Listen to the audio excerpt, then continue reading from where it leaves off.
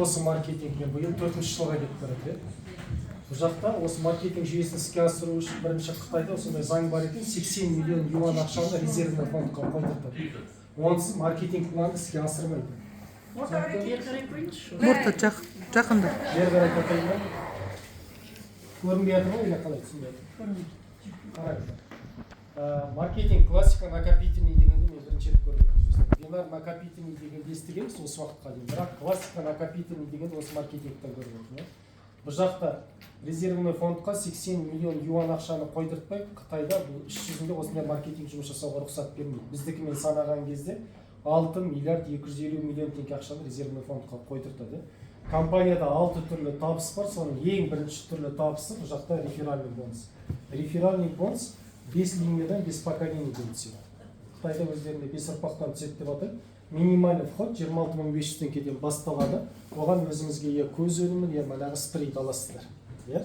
Бір өнім алып бастайсыздар, 10% сіздерге реферал түсетін болады, повторно покупкадан 10% сізге скидка береді.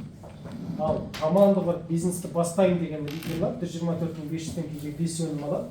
Рефералка 20% түседі, повторно покупка өнімі скидкадан сіз 20% скидка алып отырасыз. 452 мың теңгеге мини-склад жасап, 14 продукт алып, бірден 30% рефералка, 30% повторный покупканың скидка алуыңыз болады. Бірақ бір күштісін айтайын. Сіз қай пакетпен тіркелсеңіз де, бұл өз пакетіңізден бастап барлық товар обороттың бәрі накопительный жинақтала береді. Сондықтан өзіңіз 26 500 теңгеде, 124 500 теңгеде тұрсаңыз да, астыңыздан бір адам 452 мың теңгеге тіркелетін болса, 30% тықпайды. Сізде автоматты түрде 30%-ға көтеріп кетесіз. Пакетіңізді апгрейд жасап келеміз. Тиімділігі осы да.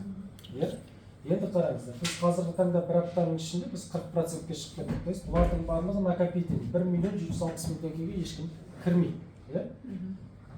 Редкі болады. Бірақ осы өз кірген пакетіңізден барлық бүкіл обороттың бәрі есептеп, сізден 40%-ға шығып кетесіз. Біз бір аптаның ішінде 40%-ға шығып кетеміз. Қазіргі таңда біз 10 күннен асты, біз уже 50%-ке жақындап қалдық. Демек 17 миллион 160 мың теңге деген товар оборот бұл өте жеңіл нәрсе. Сондықтан мына жақта командалық бонусыңызды енді есептей беріңіз, өздеріңіз расчет жасаңыздар. Енді қараңыздар.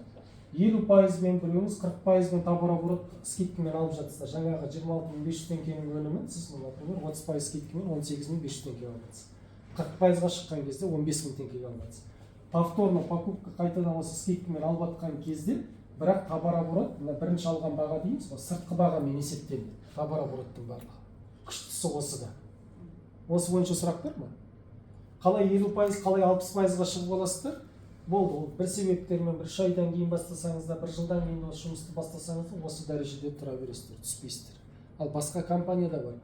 Мынандай ай сайын сіз мына өзіңіз хотя бы 15 PV-ға бір товар оборот жасап тұруыңыз керек, міндетті түрде. Бұл жақта ондай шарт жоқ. То есть ай сайын активация деген жоқ. Бұл жақта бірақ бір күштісін айтайын, тапқан табысыңыздың 10% депозитный счетқа түсіп отырады, соған сіз повторный покупка өнім алып отырасыз. Бұл өте күшті нәрсе. Біз енді өзіміздің практикамыздан көріп жатырмыз қазір.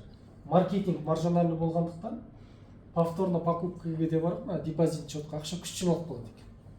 То есть қайтадан өнім алатын ақшаңыз келесі айда күшті жиналып тұрады. Біз мына жерде стартпен біз бастап отырмыз ғой. Келесі айда мына суммадан да көп болады. Қайтадан алатын өніміңіз. Не үшін? Өйткені маркетинг өте күшті. Мына жер түсінікті ме осы бойынша осы? Қалай 60%-ға шығып аласыз, одан кейін личник тіркейсіз ғой қайтадан өзіңіз личник ширинаңызды көбейтіп аласыз. 60%-ға шығып алғаннан кейін керісінше сізде маржа өте күшті түседі екен.